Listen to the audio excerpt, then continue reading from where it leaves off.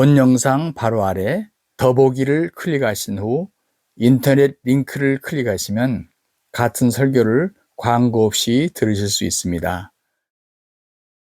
에레미야서 31장 31절부터 34절까지입니다. 제가 봉독합니다. 여호와의 말씀이니라. 보라, 날이 이르리니 내가 이스라엘 집과 유다 집에 새 언약을 맺으리라.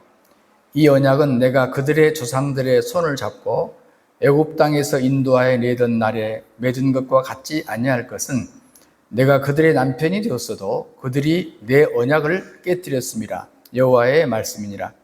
그러나 그날 후에 내가 이스라엘 집과 맺을 언약은 이러하니 곧 내가 나의 법을 그들의 속에 두며 그들의 마음에 기록하여 나는 그들의 하나님이 되고 그들은 내 백성이 될 것이라. 여호와의 말씀이니라. 그들이 다시는 각기 이웃과 형제를 가리켜 이르기를 너는 여호와를 알라 하지 아니하리니 이는 작은 자로부터 큰 자까지 다 나를 알기 때문이라. 내가 그들의 악행을 사하고 다시는 그 죄를 기억하지 아니하리라. 여호와의 말씀이니라. 아멘. 남유다 나라에 임금님들이 많이 계셨습니다만은 그 가운데도 특별히 우리가 주목하는 왕들이 있었습니다. 그 가운데 남유다의 거의 끝에 나타난 요시아라는 임금이 있었습니다. 정확하게는 유다의 남유다의 16대 왕이라 이렇게 말할 수 있겠습니다. 그분은 아주 어린 아버지가 빨리 돌아가신 바람에 어린 아이 때 왕이 됐지만은 참 훌륭한 왕으로 자랐습니다. 그래서 우리가 유다 나라의 종교 개혁적인 왕이라고 했을 때 히스기야와 요시아를 듣는 이유가 거기에 있습니다. 그런데 그가 통치한 18년이 되었을 때 어린 시절에 왕이 됐기 때문에 18년이 되었어도 아주 어린 왕이죠. 주전 621년 낡아진 성전을 수리하는 과정에서 율법책이 발견이 됐습니다. 그러니까 그 얘기는 얼마나 우스운 얘기입니까? 율법을 위주로 살았던 이스라엘 유대 나라 사람들이 그때 율법다운 율법책을 그것도 헌 건물을 수리하다가 찾았다는 게 얼마나 기가 막힌 얘기입니까만은 그건 어쨌든 이 요시아로서 대단한 것은 뭐냐면 그 율법책을 발견하고 깜짝 놀란 겁니다. 그러니까 왕조차도 율법책을 내용을 잘 몰랐다는 얘기 아닙니까? 들은 걸로 아는 거예요. 근데 직접 글을 보니까 깜짝 놀란 거예요. 그래가지고 이거 큰일 났다. 이 나라가 이 율법의 말씀에서 너무 멀어져 간다라고 해서 요즘으로 말하면 종교개혁을 단행하게 된 것입니다. 열왕기하 23장에 그 얘기가 나오는데요. 거기 보면 4절에 그런 얘기가 나와요. 바알과 아세라와 하늘의 일월 성신을 위하여 만든 모든 우상들을 불사르고. 그러니까 당시에 우리가 뭘 짐작할 수 있어요? 여호와 하나님을 섬기는 성전 중심의 삶을 살다고 하는 사람들이 여러 군데 또 우상을 같이 동시에 섬기는 거예요. 그리고 산당에 특별히 우상을 섬기는 제사장들이 별도로 있었어요. 그걸 전부 다 폐해버리고 없애버리고 하나님의 성전을 개혁합니다. 참 안타까운 것은 이 요시아의 이 개혁운동이 좀 지속되었더라면 참 좋을 텐데 당시에 주변의 그 대제국들이 큰 변화의 그 시점에 있었기 때문에 이제 바벨론 아시리아가 몰락해 가고 저 아래서 새로운 에집트의 대세력이 지금 커가는 그런 입장이거든요. 그래서 그 중에 에집트가 바벨론을 공격하는데 여기를 지나가야 되는 거예요. 그래서 우리가 너희 나라는 만만일 테니까 길만 좀 터주라 이렇게 했는데 믿을 수가 없다 해서 이 요시아가 에집트하고 전쟁이 붙어버린 거예요. 그러면 뻔하죠. 그래서 안타깝게도 젊은 시절에 요절을 하게 됩니다. 전투를 벌이다가 죽게 되는데 그래도 그 이스라엘이 그때까지 그래도 버티는 것은 뭐냐면 왕들 때문이 아니고 선지자들과 그리고 제대로 된 제사장들이 있었기 때문이에요. 그래서 특히 여러분 잘 아시는 에레미야나 또 에스겔 같은 그런 우리가 이제 대선지자라고 말합니다만 다른 선지자도 있었지만 이런 선지자들이 요시야 왕의 그 종교개혁 정신을 이어받습니다. 그래서 백성들에게 개혁운동을 계속 요청을 합니다. 너희들이 정말 이 요시야 왕의 말씀하신 대로 선포한 대로 또 제사장들의 말을 듣고 우리 선지자들의 말을 듣는다면 지금까지 너희들이 하나님과 관계가 소원했을지라도 이제라도 새로운 관계가 형성이 될 것이다. 네, 핵심 메시지가 그겁니다. 다시 회복하자. 근데 오늘 본문엔 특별히 그런 말씀 가운데 특이한 단어가 등장하는 거예요. 제가 오늘 주목하는 것입니다. 새 언약이라는 단어입니다. 13절에 보라, 날이 이르리니 내가 이스라엘 집과 그 다음에 유다, 그러니까 남북 전체죠. 집에 새 언약을 맺으리라. 이렇게 말합니다. 하나님께서 이스라엘 백성들과 새 언약을 세우시겠다. 오늘 본문에만 해도 언약이라는 말이 한 4번, 5번 나오는데 특히 새 언약을 제가 우리 주목할 단어라고 봅니다. 근데 새 언약이 언급된 것은 뭐예요? 옛 언약이 있었단 말 아닙니까? 그렇죠? 그러니까 새 언약이라고 하는 거예요. 옛 언약이 있었으니까. 근데 그 옛 언약은 뭐겠습니까? 돌 언약이에요. 옛날 하나님께서 또 모세를 통해서 돌에다가 새긴 언약. 여러분 기억하는 거. 십계명 그러면 얼른 여러분이 기억이 될 것 같아요. 자, 그 언약이 있었는데 그 언약이 무너진 거예요. 쉽게 말하면 언약이란 건 지키라고 있는 거 아닙니까? 근데 언약이 지켜지지 않는 거예요. 하나님이 안 지키겠습니까? 계약의 당사자라는 건 둘이 있잖아요. 쌍방에. 근데 뭐예요? 하나님이 지키죠. 근데 인간이 안 지킨 거죠. 그래서 내가 이제는 안 되겠다. 새 언약을 보라. 날이 이르리. 어느 날인가 내가 새 언약을 너희들에게 세울 것이다. 지금 이 얘기를 하는 것입니다. 자, 저는요, 오늘 이제 이 말씀에서, 이 새 언약이라는 말에 주목하면서, 우리 마음에다가 새 언약을 새기겠다. 돌에다 새겼잖아요. 옛 언약을. 그런데 이제 마음에다가 새 언약을 새기겠다. 한 이 말을 여러분과 함께 나누려고 하는데, 좀 복음적인 관점에서 나누려고 하는데, 첫째는 이 돌판 언약으로는 실패했기 때문에 새 언약을 이제 돌판이 아니라 마음판에 새기겠다. 두 번째, 그 옛 언약은 한 나라에 준 거 아닙니까? 법이라는 건 나라에 주는 거예요. 근데 그것을 우리가 가정을 하자고요. 옛 나라라고 그럽시다. 통상 그냥 옛 나라. 그러니까 이스라엘 나라. 옛 나라가 무너졌어요.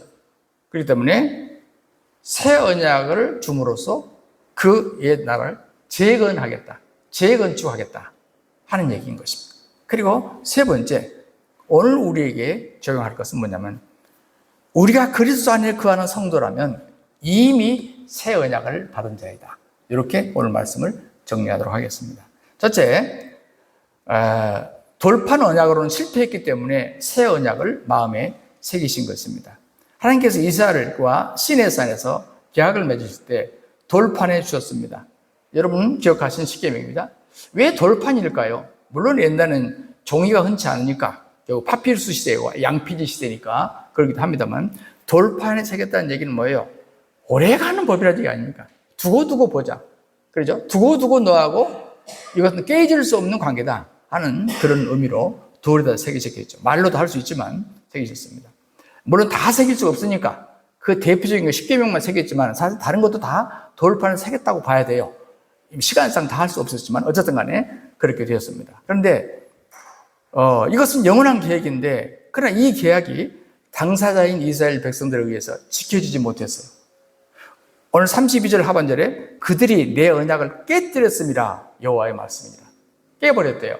그러니까 실제로 그 상징적인 게 뭐냐면 모세가 애초부터 깨져버린 거예요. 모세가 그 돌비를 가지고 내려오면서 금송아지를 만든 그 장면을 보고 실제로 돌을 깨버려요. 던져서 깨버려요. 이건 상징적인 것이죠. 굉장히 퍼포먼스에 어떤 의미가 들어있죠. 그럼 어쨌든 간에 주님께서 볼 때는 그것뿐만 아니라 모든 언약을 너희들이 다 깼다. 그렇게 말했어요. 그러면서 33절에 뭐라고 하냐면 나 여호와가 말하노니 그러나 그날 후에, 어떤 날에 내가 이스라엘 집에 세울 언약은 이러하니 곧 내가 나의 법을 그들의 속에 두며 그들의 마음에 기록할 것이다. 자, 내 법을 그들의 속에 둔다. 자, 어떤 시기와 장소가 중요하잖아요. 언약은, 예언은, 지금 에레미야가 예언을 합니다. 예언이라는 것은 어떤 시기에 이루어져야 예언이에요. 그리고 어떤 장소에서 이루어져야 예언이에요. 그래서 예언은 항상 시기와 장소가 중요한 것입니다. 그런데 보라, 날이 이르리니 어떤 시기가 이를 거야. 그때는 내가 이제 너희 마음에다 기록할 거다. 여러분, 신약시대에 와서도 사도 바울이 이런 표현을 한 적이 있어요. 이 기록이라는 얘기인데 고린도후서 3장 3절에서 너희는 우리로 하여금 나타난 그리스도의 편지니까, 편지가 뭐예요? 기록한 거죠. 편지니 이는 먹으로 쓴 것이 아니야. 아마 이때는 아마 파피루스나 가죽에다가 먹으로 쓸 수 있는 때 아닙니까? 먹으로 쓴 것이 아니요. 살아계신 하나님의 영으로, 여러분, 먹으로 글씨를 쓰죠.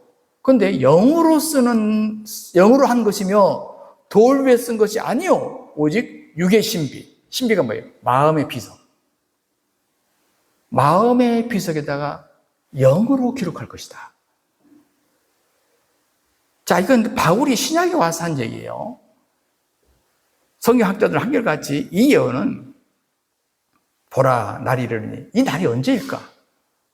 물론 1차적인 의미로서는 70년 포로 생활이 끝난다. 이 의미가 들어있다는 걸 우리는 분명히 믿습니다. 그러나 훨씬 더 깊은 의미를 담고 있습니다. 거긴 뭡니까? 성령이 임하는 시대. 왜? 신약에 와서 사도 바울이 영으로 기록한다는 말을 했어요. 성령에 의해서 새 사람이 될 것을 가리키는 겁니다.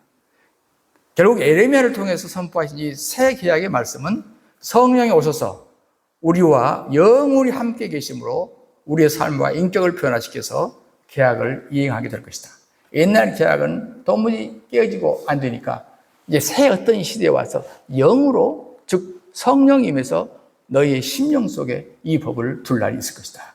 이렇게 말씀을 하고 있습니다. 여러분, 어차피 사람들 속에는요, 하나님의 계명을 따를 만한 선한 것이 없습니다. 그래서 하나님 성령께서 친히 인간의 영혼에 내주하심으로 우리가 하나님과 새로운 계약을 맺게 되는 것입니다. 언약 백성과 더불어 계약 백성이 되게 하는 것이죠. 사실 어마어마한 큰 축복입니다. 왜냐하면 돌에다가 하나님이 십계명 하나 적어준 것도 대단한 건데 이제는 그거 잘 안 될 거 알아 내가. 그러니까 너희에게 영으로 와서 너희 심령에다가 내가 언약을 해볼 거야. 어마어마한 일 아닙니까? 하나님이 죄인 된 우리 인간 속에 이 은혜로 말미암아 과거에는 마귀가 시키는 대로 그렇게 따라왔지만 이제는 하나님을 향해서 살아갈 수 있는 시대가 될 것이다. 하나님 영광을 제대로 드러내는 시대가 될 것이다. 이렇게 말씀하고 있는 것입니다. 여러분, 성령께서 함께 하시는 사람을 가리켜서 나는 그들의 하나님이 되고, 오늘 33절 그랬죠? 그들은 내 백성이 될 것이라. 하나님의 백성은 마음에 성령을 모시고 사는 사람이에요. 이걸 말해요. 아무나 붙잡고 당신 하나님 백성이란 말을 하지 않습니다. 성령으로 인친 자, 성령 임한 자에게만 우리가 저 사람 하나님 백성이라는 말, 아니면 우리끼리 쓰는 말로 성도님이라는 말을 쓰는 것이 지나가는 아무나 붙잡고 그렇게 하지는 않습니다. 왜? 예수님 마음에 영접할 때 성령님이 그에게 임하는 것이고, 그리고 고린도서 3장 16절은 우리에게 여기에 대해서 명확하게 설명하기를 너희가 하나님의 성전인 것과, 야, 우리가 성전이래요. 성전인 것과 하나님의 성령이 너희 안에 거하시는 것을 알지 못하느냐. 이렇게 바울이 설명했기 때문입니다. 그러므로 이 말이 신약에 어떻게 기록되어 있는가를 볼 때 똑같은 말씀이 히브리서에 기록됩니다. 신약에. 히브리서 8장 10절에 또 주께서 가라사대 그날 후에 이제 구약시대 얘기를 지금 끌어다 가는 거예요. 그날 후에 내가 이스라엘 집으로 세울 언약이 이것이니 내 법을 저희 생각에 두고 저희 마음에 이것을 기록하리라. 지금 똑같은 얘기예요. 에레미야 31장 3, 4절 말 그대로 인용합니다. 지금 히브리서 기자가. 왜요? 그것이 신약시대에 이루어졌다는 말을 하는 거죠. 여기서 이스라엘 집으로 세울 언약이라는 게 무엇일까요? 새 언약이에요. 정확한 시기를 말하면 뭡니까? 오순절 성령 강림 시기를 말합니다. 나는 저에게 하나님이 되고 저희는 내 백성이 될 것이다. 이것이 뭐예요? 새 언약의 체계를 문구입니다. 그럼 그 핵심은 뭐냐? 너희들에게 새 마음을 주겠다. 핵심은 그거예요. 너희에게 새 마음을 주겠다. 새 마음. 자, 이제 제가 이걸 좀 이해하기 쉽게 설명을 해야 될 것 같아요. 자, 하나님이 우리에게 첫 번째 언약을 주실 때 어디다 기록했다고 그랬죠? 돌판에다. 돌판의 언약이에요. 돌판에다 기록했어요. 그런데 인간들이 돌판에 기록한 첫 언약을 지켰어요? 못 지켰어요? 못 지켜요. 그러니까 하나님께서 새 언약은 어디다 기록하냐? 마음에다 기록하겠다. 이렇게 말합니다. 마음에다 기록하겠다. 어떤 차이가 있습니까? 자, 한번 가만히 생각해 보세요. 돌판에다 이제 언약을 기록했어요. 예를 들자면, 우선 쉽게 아는 십계명 중에서 몇 개를 뽑아봅시다. 간음하지 말라, 도둑질하지 말라, 거짓말하지 말라. 있어요. 그러면, 자, 이것을 돌판에 왜 새겼겠어요? 우리 마음에도 그 죄가 일어날 가능성이 있기 때문에 새긴 거예요. 이 세상에 법이 왜 법이 있는 것입니까? 인간이 그 죄를 지을 가능성이 있기 때문에 그래서 법으로 만들어 놨어요. 그러니까 우리 마음이 그런 마음이 있어요. 그런데 우리 마음이 거짓말하고 싶어, 간음하고 싶어, 남의 물건을 탐내게 됐어. 그러면 딱 법이 떠오르는 거예요. 왜? 법이 있으니까. 뭐 하지 말라 아니면 뭘 하라. 이 두 가지 법이 있잖아요. 그럼 그 법이 나를 눌러버려. 내가 미워하지 말라고 그랬어. 미워하지 말라고 그랬어. 그럼 뭡니까? 내 속에서 미운 마음이 딱 올라오면 그 법이 눌러버려요. 그렇죠? 법이. 거기다가 뭡니까? 양심이 작동을 해서 같이 눌러버려. 그러면 그렇게 하고자 하는 마음이 쏙 들어간단 말이에요. 그런데 항상 그랬으면 얼마나 좋겠어요.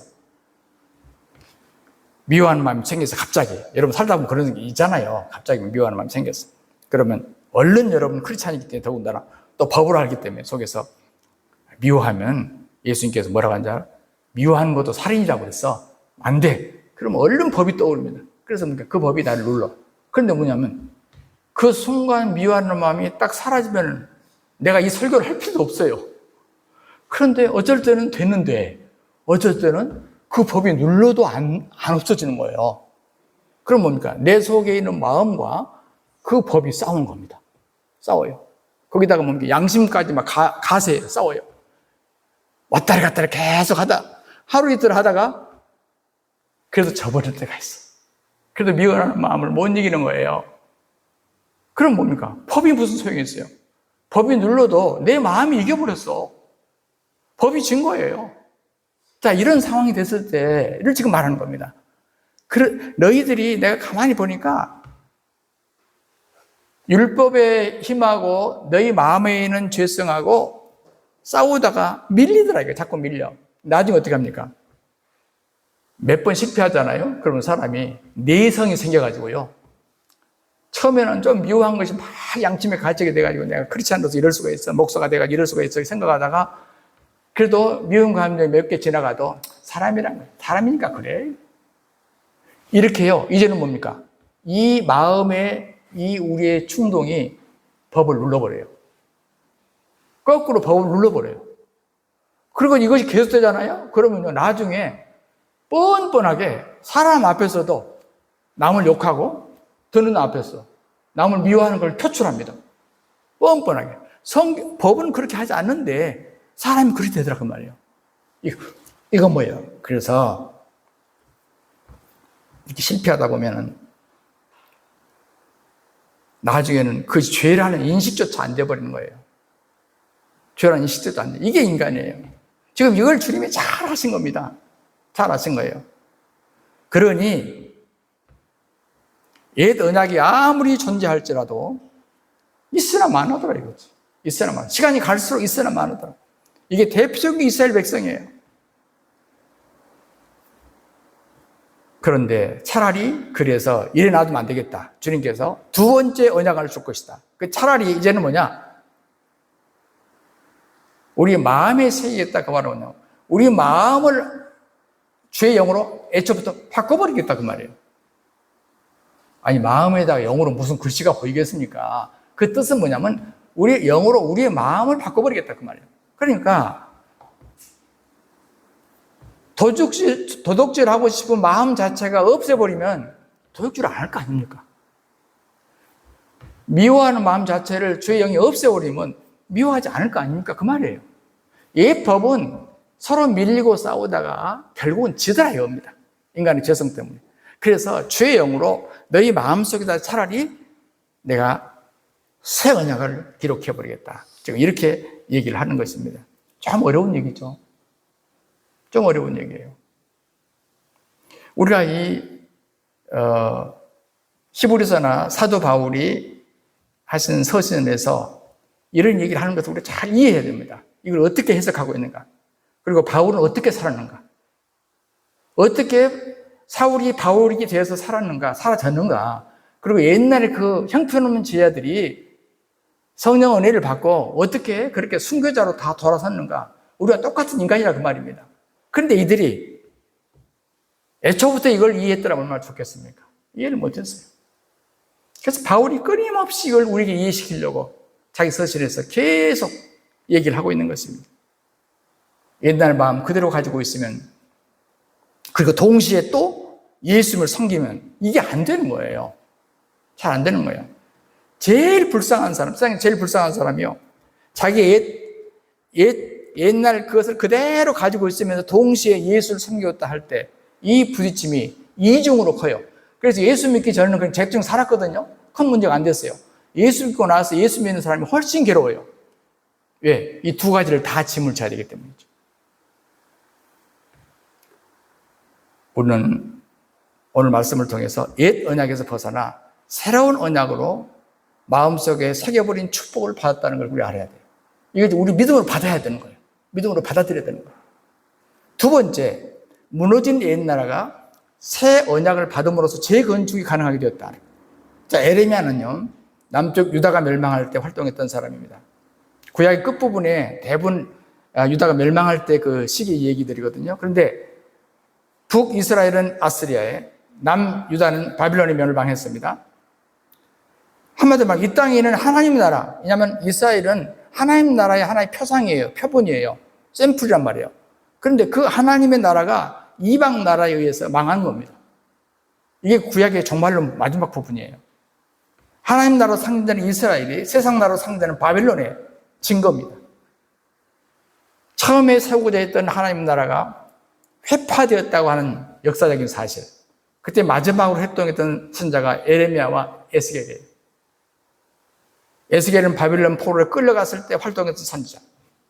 구약의 마지막 종말의 예언은 뭐냐면, 도대체 이렇게 무너져버린 하나님 나라가 이렇게 망해버렸는데 어떻게 하나님 나라가 다시 회복될 수 있느냐. 이게 모든 백성들의 관심사였고 선지자들의 예언 선포였어요. 어떻게 회복되느냐. 이 망한 나라가 어떻게 회복되느냐. 하나님 나라가 어떻게 재건축되느냐. 여러분, 구약 시대의 하나님 나라는 대표적인 것이 다윗과 솔로몬으로 대표된 나라였습니다. 다윗, 솔로몬과 같은 왕이 통치한 나라. 이 나라를 우리가 편리상, 제가 아까 말했어요. 옛 나라라고 그러자. 옛 나라라고 우리가 구분합시다. 다윗과 솔로몬의 나라 대단했습니다. 지금까지 유대인들이, 지금 유대인들도요, 바로 회복의 회상을, 어떤 꿈을 갖고 있는 게 바로 다윗과 솔로몬의 시대예요. 지금도. 그들은 그 꿈을 지금도 갖고 있어요. 우리 현 중국 땅으로 말한다면 옛 오랜 시대지만은 요순 시대라고 말할 수 있겠죠. 그런 시대였어요, 이스라엘. 그런데 다윗과 솔로몬이 통치한 그 하나님 나라가 완전했느냐? 그렇게 물으면 우리 답이 달라집니다. 완전하지 못했어요.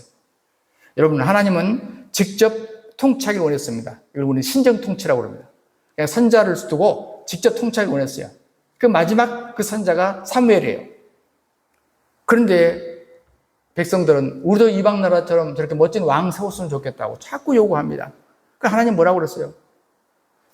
사무엘 선자는 하나님 마음을 너무나 잘 알기 때문에 하나님 어떻게 하면 좋아요?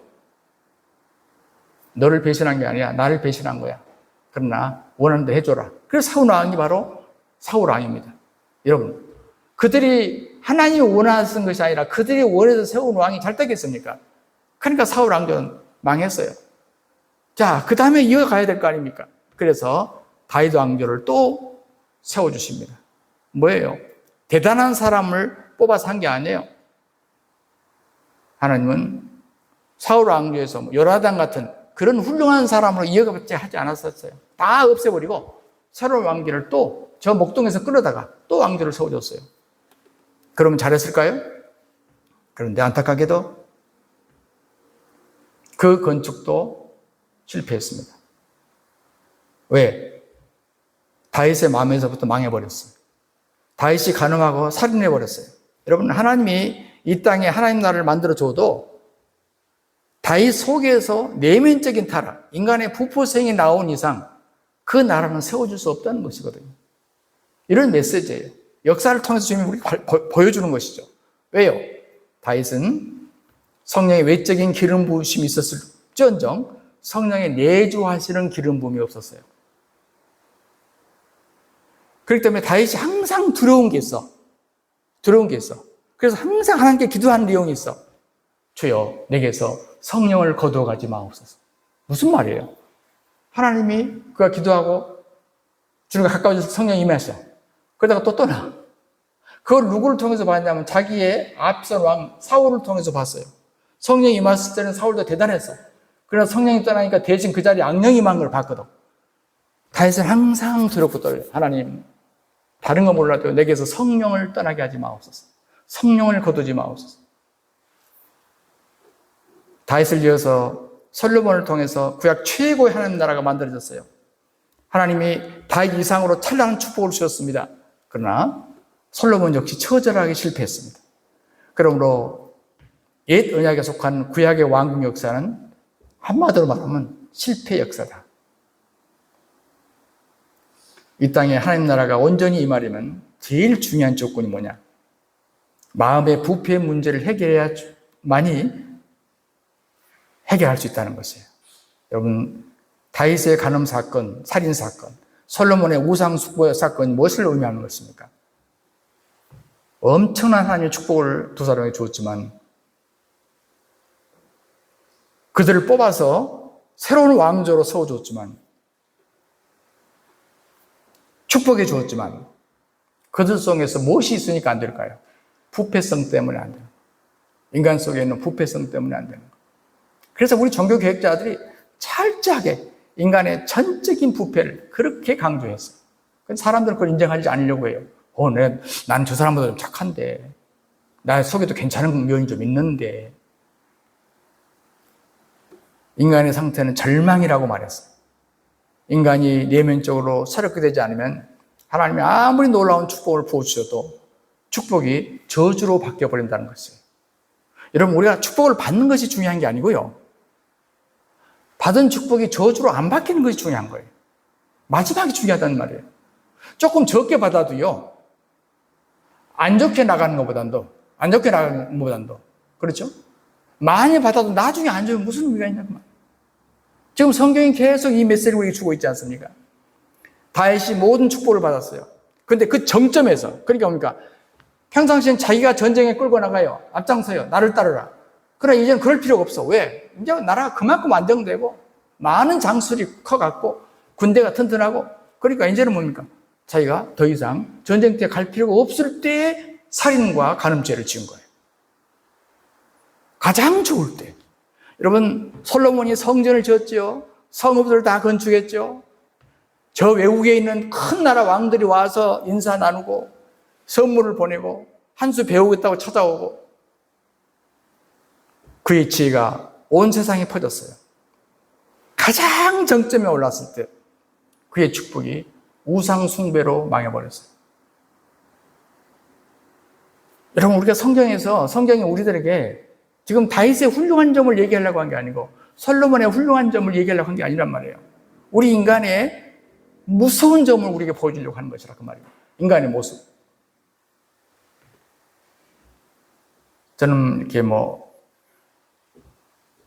저도 너무 부족한 사람이기 때문에 같은 한국교회에 있으면서 한국교회를 대해서 함부로 말하고 그러고 싶진 않아요. 그렇지만 여기에 이제 신학생들이 있으시기 때문에 우리가 한국교회를 같이 염려해야 될 입장이 있기 때문에 늘 바라보는 것이 뭐냐면, 배운 것이 뭐냐면, 하나님이 어떤 죄 종류를 세워서 엄청나게 축복해 줍니다. 어떤 교회를 선택해서 엄청나게 축복해 줍니다. 그 시대에 어떤 지역의 심볼이 될 만큼 하나님께서 축복해 줍니다. 모두가 박수를 치고 우리도 저렇게 됐으면 좋겠다. 우리도 저런 종이 됐으면 좋겠다. 우리도 저런 교회를 세웠으면 좋겠다. 그러나 여러분 보시잖아요. 정점에 이르렀을 때 그 교회가 무너지는 모습을 보십시오. 정점에 이르렀을 때 그 종들이 떨어지는 모습을 보십시오. 그 별이 떨어지는 모습을 보세요.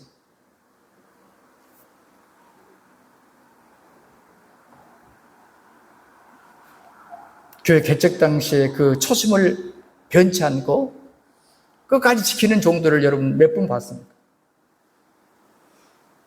여러분, 하나님의 축복의 최고의 정점이 사람의 최고의 타락이 되어버린다는 얘기예요.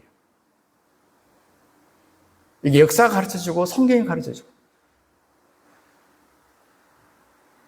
하나님 쪽에서 인간을 아무리 통치해주고 축복을 해줘도 인간은 이미 사탄에게 포로가 된 상태로 있더라고 말이죠. 그래서 인간 자체를 새롭게 창조하지 않고는 이 땅에 하나님 나라가 임할 수가 없더라 하는 반증인 것입니다. 그래서 하나님은 다시 새 언약을 주셔서 무너진 하나님 나라를 재건축하실 것을 약속하고 계십니다. 그런데도 교회들이 순수한 복음으로 세우지 않고 다시 옛날의 율법과 인간의 사상, 그리고 인간이 만든 신학 속에 교회를 세웁니다. 끝은 뻔합니다. 그 교회의 끝은 뻔해요. 우리와 우리 한국교회가 속히 복음과 은혜로 돌아가지 않으면 앞으로 희망이 없을 것이다 하는 생각인 것이죠. 그러므로 무너진 옛나라가 새 언약을 받음으로 새로운 건축이 가능하도록 했다. 이 메시지를 주고 있단 말이에요. 그렇다면 세 번째로 바로 그리스도 안에 거한 성도, 우리같이 그리스도 안에 거하는 성도는 이미 새 언약을 받은 자이다. 이걸 따로 받을 필요가 없어요. 이미 우리가 새 언약을 받은 자이다. 여러분이 성경을 보시다 보면 하나님께서 성경을 새롭게 열어주시는 시점이 있을 겁니다. 여러 깨달음이 이제 우리의 그 신앙 연주와 함께 있습니다만은 그 가운데 복음을 제대로 이해하는 순간이 언제냐면 구원이 이미 이루어졌다. 우리 주님이 십자가상에서 테텔레스타이 다 이루었다라고 하는 그 순간의 그 메시지는 구원이 앞으로 우리가 이루어질 것이 아니라 이미 주님이 우리 구원을 이루어 놓으셨다. 이 진리를 믿는 순간이 우리가 복음 안으로 성큼 들어가는 시간입니다. 그래서 제가 항상 시제의 문제를 말합니다. 왜냐하면 우리가 구약부터 신약을 읽다 보니까요. 구약이 훨씬 두껍고 또 많이 읽게 돼요. 그럼 뭐예요? 우리의 믿음 생활을 그 구약의 율법 위에다가 나를 올려놓는 거예요. 그리고 나를 해석하는 거예요. 절대 안 됩니다. 이건 과정인 것이죠. 그래서 우리는 어디까지 가야 돼요? 적어도. 요한계시록까지 가십시오라고까지 나는 말 못하겠어. 나도 자신 없어. 그러나 바울이 말했던 그 시점까지는 우리가 와 있어야 돼요. 거기서 우리가 성경을 봐야 된다고 말이에요. 해석을 해야 된다고 말이에요. 그래야 내 위치가 어딘지를 정확하게 아는 거예요. 구원은 이미 이루어졌다.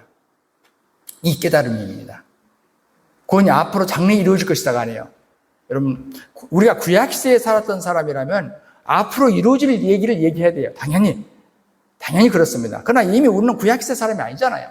이미 신약시대 사람입니다. 그러므로 우리 시대에는 하나님께서 이미 이루신 것에 전제하지 않는다면 복음에 한 발자국도 못 나갑니다. 계속 우리는 뭡니까? 모세의 율법 갖고 노는 거예요. 한 발자국도 복음을 못 나가요. 앞으로 나가지 못해요. 혼과 육으로 살았던 옛 피조물인 내가 이미 그리스도와 함께 죽었고 그리스도가 내 안에 사신다 하는 이 사실을 믿는 순간, 믿어지는 순간 우리의 믿음은 그냥 점프하는 것입니다. 우리의 믿음은 그냥 점프하는 것입니다. 내가 예수를 영접할 때 예수 그리스도가 내 머리가 되시고 교회는 그분의 지체, 우주적인 교회에 의미한 겁니다. 온 우주적인 교회에서 우리 모두가 다 그분의 지체가 된다는 사실. 이렇게 하나님이 창조했다는 사실. 그리스도와 우리가 별도가 아니고 이제는 묶어버린 상태라는 사실을 우리가 잘 알아야 됩니다. 다시 말하면 교회가 된 나를 통해서 그리스도가 나타나고 존재한다는, 다시 말하면 이미 되어버렸다는 사실. 우리가 그리스도의 몸인 교회로 이미 완성되어 버렸다는 사실, 이미 부족하지만 이미 완성되어 버렸다는 사실을 깨달아야 되는 것입니다. 그것이 알아지고 믿어지면 그 다음 단계로 그리스도의 마음이 내 속에서 흘러나오는 것입니다. 그리스도가 머리이기 때문에 우리가 머리에 몸이 붙어 있으니까 모든 머리에서 모든 게 흘러나올 것이 아닙니까? 모든 생각이 거기서부터 흘러나올 것이 아니에요. 그리스도에게서. 붙어있지 못하다면 머리 대신 주님의 어떤 것도 우리에게 흘러나올 것이 없습니다. 우리 기도했기 때문에, 우리가 구했기 때문에, 금식했기 때문에, 은사의 세계에 들어갔기 때문에 우리가 주님과 연합된 게 아니에요.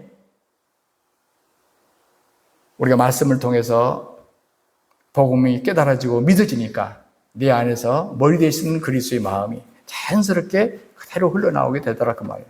어마어마한 진리죠. 그러니까 이것이 우리가 이론이 되어버리고 이것이 하나의 법칙이 되어버리고 교리가 되어버릴 수 있거든요. 그 말 내가 많이 들어본 얘기인데, 근데 이제 우리는 그게 중요한 게 아니고 지금 우리의 목표는 뭐냐면 그 교리가 우리에게 실상화되는 것입니다. 실제화되는 거예요. 그 말씀이 실제로 그렇게 되네, 그렇게 되는 게 정상이네 라고 돼야 된단 말이죠. 여러분, 우리 안에 그리스도가 머리로 지금 계십니다. 내가 무슨 쟁취해서 얻은 것이 아닙니다. 그리스도께서 이미 자신을 다 내어주시고 전부 다 주심으로써 이루어진 놀라운 사실입니다. 그래서 우리 은혜라고 말을 합니다. 우리가 쟁취했다면 은혜라는 말을 쓰지 않습니다. 내가 샀다고 그러죠. 내 돈 주고 샀다고 그러죠. 내 노력으로 얻었다고 그러겠죠. 이미 다 이루어졌는데도 우리가 어쩔 때는 듣지 못해서 혹은 깨닫지 못해서 흘러나오지 못할 경우가 있습니다. 여러분, 이 표현은 조금 위험한 표현이긴 하지만 제가 이해를 위해서 합니다. 머리 대신 그리스도와 관계로 봤을 때 어찌 보면 우리를 분신이라고 표현한다면 너무 물질적이기 때문에 좀 위험한 요소가 있지만 우리 한 사람 한 사람이 얼마나 하나님 보시기에 귀한 존재이겠습니까? 사람들이 우리를 보는 평가가 달라요. 그러나 하나님께서 볼 때는 내 가치가 어디서 나오느냐 하면 여기 손로부터 이렇게 올라갈 때 별것이 없었어. 쭉 올라가다 보니까 머리에 가니까 예수님인 거야. 내 가치가 뭐 때문에 올라가는 겁니까? 내 지체의 가치 때문이 아니에요. 머리 대신 예수님의 가치 때문에 내 전체 가치가 달라져 버린 거예요. 지금 주님은 우리를 바라볼 때 한 사람의 죄인으로 보는 게 아니라고 말이에요. 그렇게 출발했지만 이제는 예수님을 보내서 그분을 십자가 달리게 하셨기 때문에 이제는 뭡니까? 그리고 그분을 우리의 머리로 삼으셨기 때문에 예수님의 가치로 우리를 본다고 말이에요. 믿어지십니까? 목사님 아무리 그렇게 해도 난 안 믿어요. 예수님이 예수님이고 나는 나예요. 이건 방법이 없는 거예요. 우리가 왜 이게 안 되냐면 내가 바울처럼 살려면 내가 바울을 닮기 위해 노력을 해야 된다 이렇게 생각하기 때문에 안 되는 거예요. 왜냐하면 그 근거가 뭐냐면 고린도전서 11장 1절이에요. 너희는 나를 본받은 자 되라. 바울이 한 말이거든. 너희를 나를 본받은 자 되라. 그거 보시라고. 우리가 바울을 본받아야 되지 않겠냐고. 여러분, 성경을 그렇게 읽으면 굉장히 위험한 것입니다. 고린도전서 11장 1절은 그 앞에 보시면 같은 한 절에서 내가 그리스도를 본받는 자 된 것 같이 너희는 나를 본받는 자 되라. 바울이 그리스도를 본받으려고 살았단 말이에요. 그 점을 본받으란 말입니다. 우리는 바울을 본받는 게 아니라 누구를 본받아요? 바울이 그리스도를 본받으려고 했던 그것을 본받으라고 말이에요. 이해가 가시는가 모르겠네요. 사람은 기대할 게 없다니까요. 사람은 기대할 게 없어요. 저는 사람들이 가면은요, 저기 어떤 사람을 바라보면서 막 대단하다고 평가하면요, 우스워요.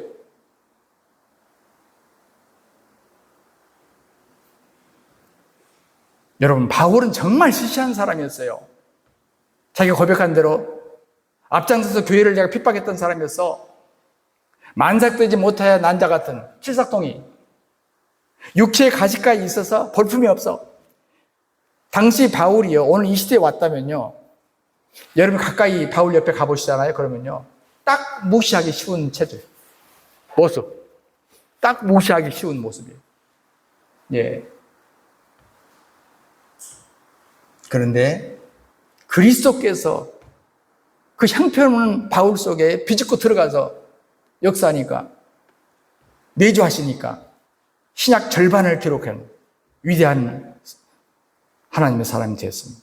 그때부터 자기가 핍박하고 증오했던 그 그리스도를 본받으려고 난 노력했다. 너희들도 그걸 본받으라. 난 이 순간부터 내가 핍박했던 그분을 본받으려고 노력했다. 너희도 이걸 본받으라. 모세가 80살 노인인데 하나님의 손에 들리니까 120세까지 영도자로 쓰임받아서 200만 명을 애굽에서 이끌어냅니다. 여러분, 이 시점은요, 80세예요, 모세가. 그 시점은요, 모세가 스스로 보기에도 애굽 왕자로서 뭔가 있어 보이던 그 왕년의 그때가 아니에요. 40년 전에 그때가 아니라 그 말입니다.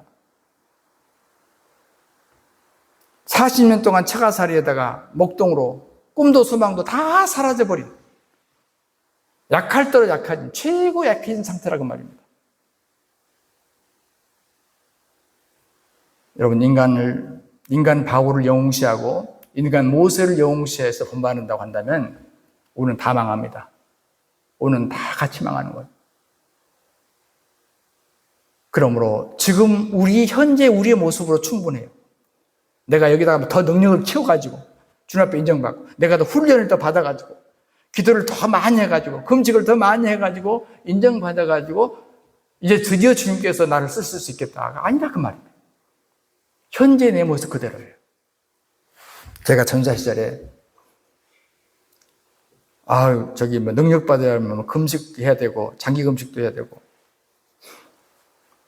또 우리 마누라도 내가 막 목사가 안 된다고 그러니까 막 40일 금식 들어가지고 삐쩍 말라가지고 원숭이 같이 돼가지고 산에 가보니까 그렇고 있더라고. 그런데 마누라가 40일 금식했는데 나는 그래도 20일은 해야 되겠어요. 반은. 그래야 뭐가 서잖아요. 그래도. 예. 그래서 제가 하늘산이라는 곳에 갔습니다. 그래서 좀 금식 좀 해보자. 갔어요. 아이고, 갔더니 그 원장님이, 다리 좀 저신 원장님이 그때 하늘산에 계시는데, 한참 집회하면 그러네. 오후 시간에 전부 산에다 들어가서 소나무 뿌리 하나씩 뽑아가지고 나와! 그런 거예요. 그래, 능력받는다고 그래서 저도 가서 소나무 뿌리를 뽑으려고, 금식 한 데다가 소나무 뿌리를 뽑으려고 하니까요, 사람이 2중, 3중으로 지쳐가지고 금식은커녕 죽을 뻔하고 제가 내려왔습니다. 그러니까 거기서 또 시외버스를 옛날 타잖아요. 멀미는 얼마나 빈속에다 해야 되는지, 와, 사람이 이렇게 죽겠구나. 가까운 데로 가자. 삼각산이라는 것을 가봤어요. 그랬더니 신영균 목사님이 와서 집회를 하시더라고요. 얼마나 재밌게 집회를 하시는지. 그분도 막 기도를 하시는데 전부 손속에 들어가서 기도하라고. 특히 주의종들은 뭐 금식도 못 해가지고 무슨 놈을 주의종하냐고. 또 제가 또 금식을 해보겠다고.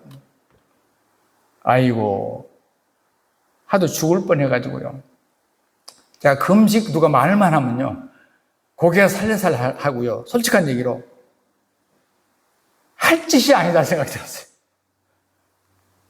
여러분, 하나님 명하시지도 않았는데, 필요하시면 하게 하겠죠.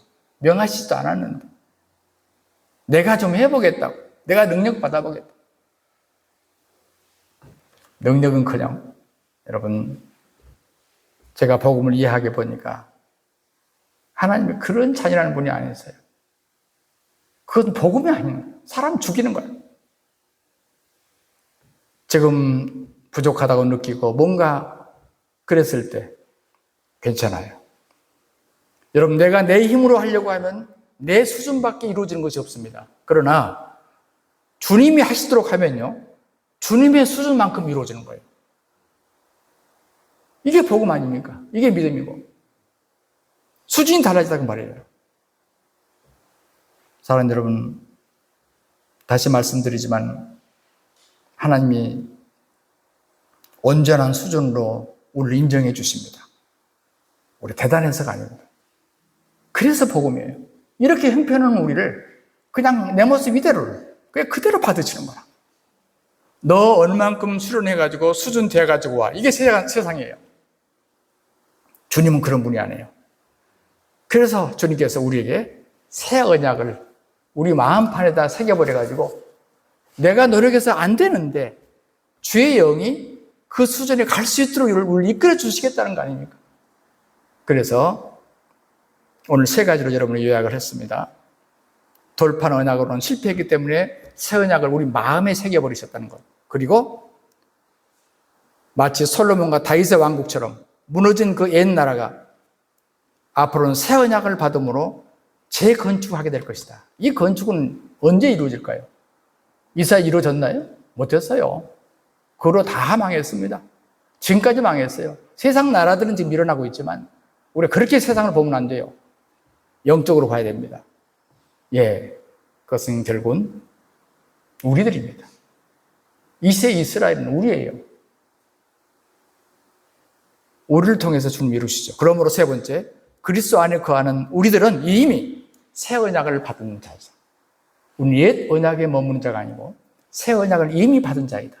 그러므로 주의 영이 우리를 통해서 그 새 언약 백성으로 우리를 살아가도록 힘을 주시고 우리 이끌어 주실 것이다 하는 믿음을 가져야 하는 것입니다. 주 하나님 우리 아버지 고맙고 감사합니다. 얼마나 우리는 부족한 것밖에 없습니다. 내놓을 것이 없습니다. 그러나 감사하게도 세상의 수많은 사람들 중에서도 우리를 선택하시고 부르셔서 이처럼 언약 백성 삼아주시고 이제는 옛 백성들이 실패했던 그와 같은 삶을 살지 않고 이제는 우리 안에 신비에 주님께서 말씀을 새기셔서 주의 영으로 우리를 이끌어 주신 것을 감사합니다. 새 언약을 받은 새 언약 백성으로 매 순간을 주와 더불어 주님 주신 힘으로 승리하는 우리 모두가 되게 하여 주옵소서. 주 예수 그리스도 이름으로 기도하옵나이다. 아멘.